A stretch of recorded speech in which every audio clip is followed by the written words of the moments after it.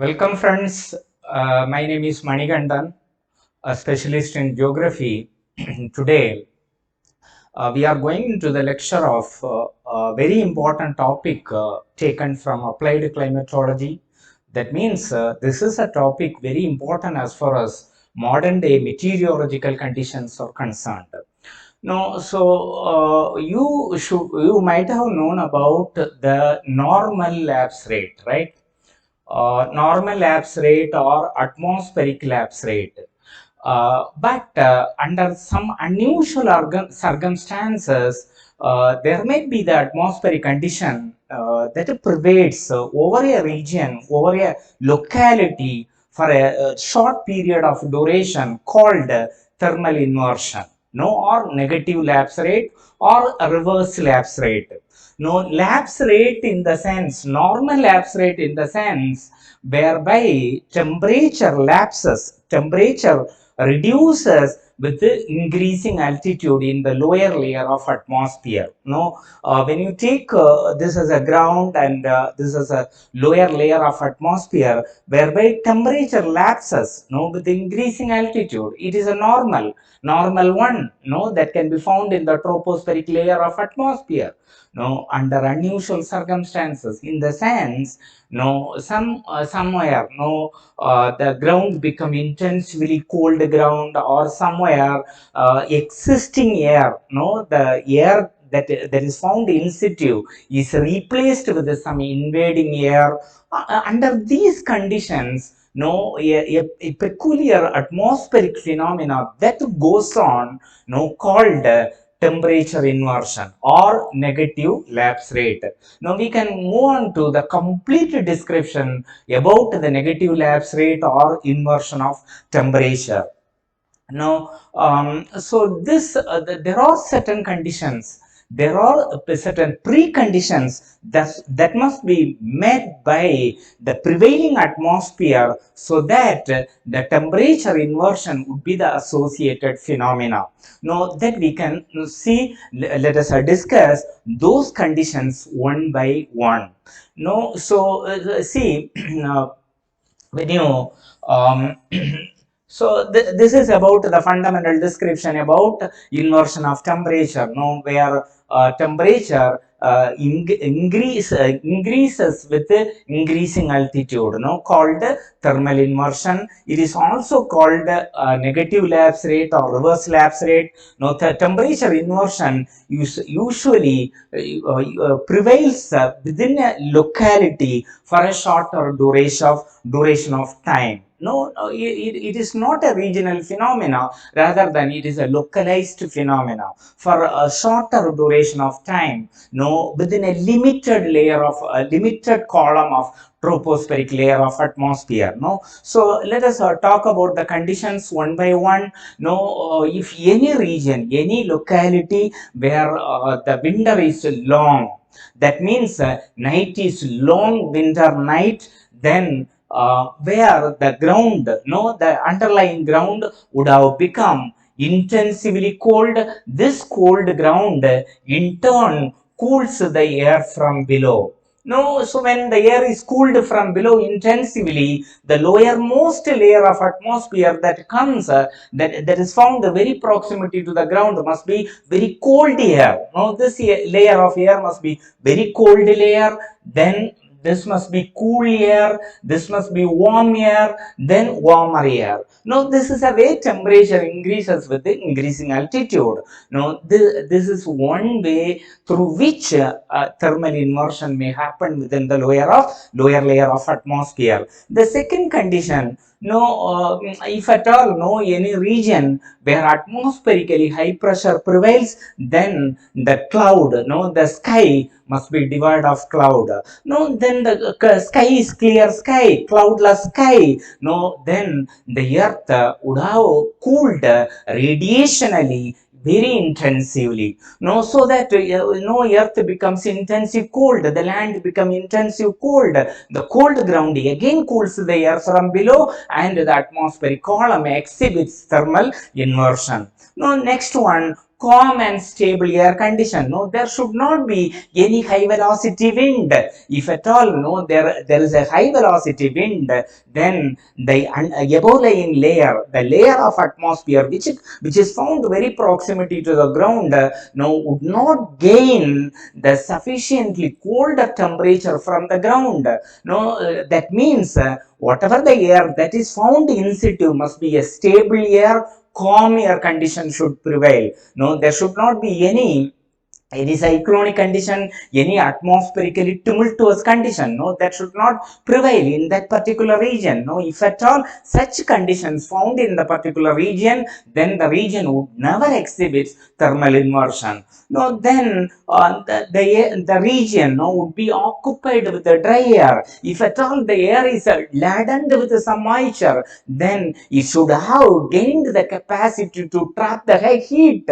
No, if it is having the tendency to trap the heat, no, air would never be cooled. Air remains warm. The lower layer of air remains warm. Then the atmosphere, no, would never exhibit the thermal inversion. Again, there should be a slow movement of air. There should not be any tumultuous atmospheric condition or high velocity wind that should not prevail in that particular region. No, so there should be a very large scale wind movement, but imperceptibly slow movement of air must be found in that particular region. Now then there should be a snow covered, there may be a snow covered ground or the cold ground or the frozen ground that is responsible for cooling the air from below, so that the air can exhibit the thermal inversion. Now these are all the conditions which are responsible for the genesis of temperature inversion or the formation of thermal inversion in the lower layer of atmosphere, right?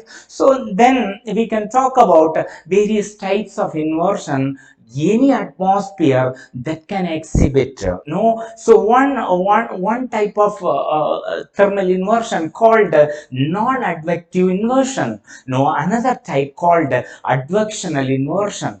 Advection in the sense, no, advection in the sense it is a method, no, it is a method through which heat would be transmitted horizontally from one region to another region. That means here it means that whereby air column, air layer which is having the tendency to move horizontally, so that the temperature and the degree of hotness of the air would be transmitted from one region to another region. No, so in that way, no, thermal inversion would be triggered within the lower layer of atmosphere. No, non-advectional in the sense, no, one is called ground inversion, another one is called upper air inversion. No, these two are categorized as non-advectional inversion, whereby air movement may not be found, rather air moves either vertically or the air that is found in the terrain in situ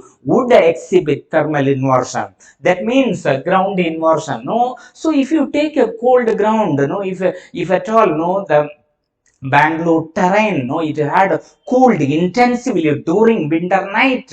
No, that ground is more than enough to cool the air from below, so that that atmosphere that found proximity to the ground exhibits thermal inversion. That means the air in situ on the cold ground exhibits thermal inversion. Then it is one kind of one form of non-advectional inversion. No, so another form in the sense upper air inversion. No, that means when you take an atmosphere, no, that can be found at the altitudinal extent of 4 kilometer. No, so you imagine the atmosphere that is found far beyond 4 kilometer. No, let me take one limb of air current that subsides from 5 kilometer to 4 kilometer. When any air current, any mass of air that subsides from one altitude to another altitude, it is having the tendency to undergo thermal contraction. When the air undergoes thermal contraction, where heat would be gained, that means the subsiding air would be warmed adiabatically. When the air is warmed, no, the warm air form a layer, a thermal layer. No, so that layer, no, must be the thermal layer. Then the underlying layer must be cool air. No, thermally warmer layer is found at the mid. No, beneath that you can find the cold layer. No, above that you can find the cold layer. But when you measure the temperature across this layer, whereby temperature increases with the increasing altitude, now that can also be found at the higher elevations of tropospheric column of atmosphere, called upper air inversion. It is also one kind of non-advectional inversion. No, so then when you come to advectional inversion, whereby horizontal movement of air must be there. No, either horizontal movement or some slanting movement of air must be there. That means one set of air, one parcel of air that must be transmigrated from one region to another region, so that that causes, that triggers the thermal inversion. For example, if you take frontal or cyclonic inversion, no, whereby if you might have known about front. No, front in the sense it is a zone, it is a transitional zone where cold air meets with the warm air. No, so this must be the cold air, this must be the warm air. No, let me interpret it you pictorially. No, so you see that. No, see that. No, it must be the frontal inversion. No, frontal inversion. No, where this must be the cold air. No, this is front. This is front. Front in the sense it is a transitional zone. It is a gently sloping transitional zone that is formed because of convergence of no cold air and warm air. No, so two air, no, having different temperature, different in terms of temperature, in terms of atmospheric pressure, in terms of humidity. No, so and so physical properties, if any two air component meet themselves, no, that paves the way for genesis of a gently sloping transitional zone called front. No, it may be warm front or cold front, whatever the front may be. Now, where the cold air, underlying air. No, even if you take a cold front, no, cold front can be denotified in this form. No, so here also, no, it must be a cold air and this must be warm air. In either of the cases, you can find cold air beneath and above which you can find a warmer layer of air. This warmer layer of air, no, must be laden with moisture. This warmer layer must be cooled from below. When it is cooled from below, no, so the lowermost layer must be cold layer, then cool layer, then warmer layer, then warm layer, then warmer layer, whereby temperature increases with increasing altitude. In that case, no, so any front, no, associated atmospheric phenomena whereby temperature increases with the increasing altitude, then that thermal inversion must be the frontal inversion. No, so in that way, no, we can we can talk about another type of inversion, no, like valley inversion. No, valley inversion in the sense, no, whereby this is an inversion, no, that is accompanied with some valleys, no, whereby you can find some highlands, no, and the bottom of the valley. No, so when long winter night, during long winter night, no, the top of the valley, the top of the valley or highland of the valley, no, that would be cooled intensively. No, cooled intensively. When the top of the valley is cooled intensively, and the air that is in situ, no, must be very cold air. No, so this cold air becomes a dense air. This dense air is having the tendency to transmigrate from uphill slope to downhill slope. No, so whatever the air, no, that must be the comparatively warmer air that might be replaced when this cold air drains into the bottom of the valley. No, so that warmer layer of air would be uplifted and the colder layer of air infills the bottom of the valley. In that case, no, bottom of the valley is infilled with cold air, above which comparatively warmer layer of air is found. If you measure the temperature again increases with increasing altitude. altitude within the valley. No, so this inversion is called valley inversion. No, again, no, so this is a way we can find all types of inversion, like some of the inversion, like surface inversion and subsidence or upper air inversion, all can be categorized as non-advectional inversion, valley inversion and frontal inversion, as well as marine inversion. Somewhere, if you take Marina Beach, so where Chennai plain is found, this is a Marina coast, where from the ocean, from the sea, warm and moisture that would have invaded towards the cold Chennai plain during winter. So when it is night, comparative warm and moisture which invades this cold terrain, the already existing cold air would be replaced and the warm air occupies this region. Now this region is occupied with the warm air. This warm air would be cooled from below, so that the lowermost layer must be cold air, then cool air, then warm air, then warmer layer, whereby temperature again increases with increasing altitude within Chennai plain. This kind of inversion can also be found in the plain which is found very proximity to the coast. So this is called marine inversion. So this is a way we can talk about all types of inversion that can be found within the limited space of lower layer of atmosphere for a particular point of time. So then we can talk about the effects the effects that are being triggered by thermal inversion. That means what are the impacts that are being accompanied with the emergence of with the genesis of thermal inversion in a particular locality. So this is very important. This is what the content associated with applied climatology. It is very important as far as modern day meteorological conditions are concerned. So that means whenever you notice this, the region which exhibits thermal inversion must be accompanied with one most important phenomena called fog. So you see, whatever the inversion may be, whether it is a ground inversion or marine inversion or frontal inversion or valley inversion, whatever the inversion might be. So for example, if you take marine inversion, the warm and moisture which invades towards the cold ground, where the invading warm and moisture would be cooled from below, so that the lowermost layer become colder air.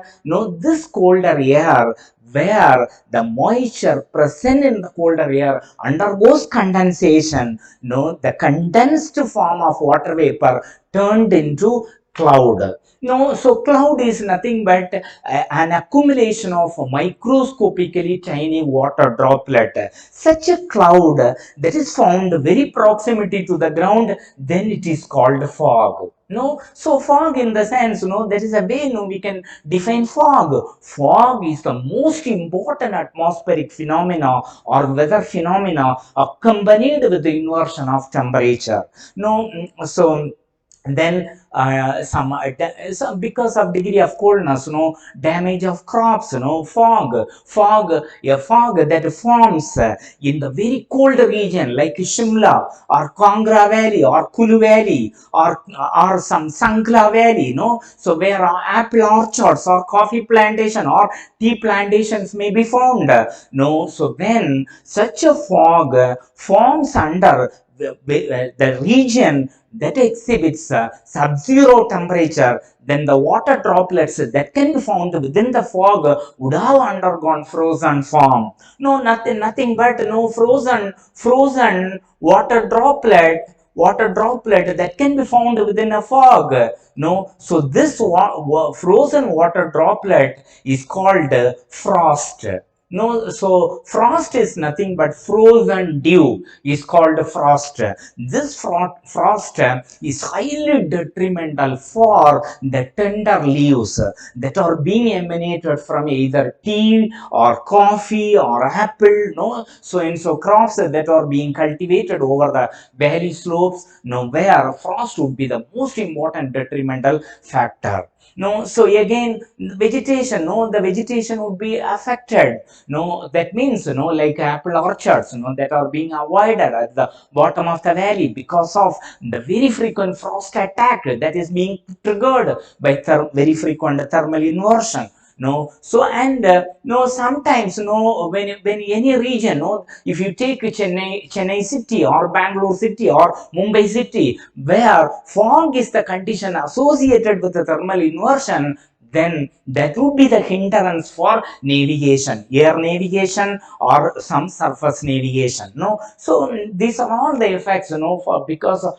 some beneficial effects that can also be accrued out of fog or thermal inversion. No, for example, if you take Yemen Hills, you might have heard about a nation, called Yemen. No, Yemen, where you can find Yemen Hills. Yemen Hills are cultivated with some coffee, a peculiar coffee called mocha coffee. These coffee plantations thrive a lot over Yemen Hills. So even though the Yemen region or Saudi Arabian region, which are laid under scorching heat, region of scorching heat, where the crops, the tender leaves of these plantations would be protected because of the existence of fog. No, because of the formation of fog, no, these coffee plantations are protected from the scorching heat that pervades over the region. No, this is a way, we can talk about the some deleterious and beneficial effects that are being found associated with thermal inversion. No, so again, so this is a way, we can come to conclude about the thermal inversion. It is a very important topic, the easiest topic, one among the easiest topic among all. So again, it is an important topic because it is well known as far as modern meteorological conditions, modern atmospheric conditions are concerned. So having tremendous implications, as far as present day meteorology is concerned. So this is a way, we can conclude about the definition and context of thermal inversion, then the conditions favorable for thermal inversion, then types of thermal inversion, and the region accompanied, a region which very often exhibits thermal inversion, and some of the beneficial and deleterious effects that are being triggered by thermal inversion. All can be concluded. Okay, so thank you so much, friends.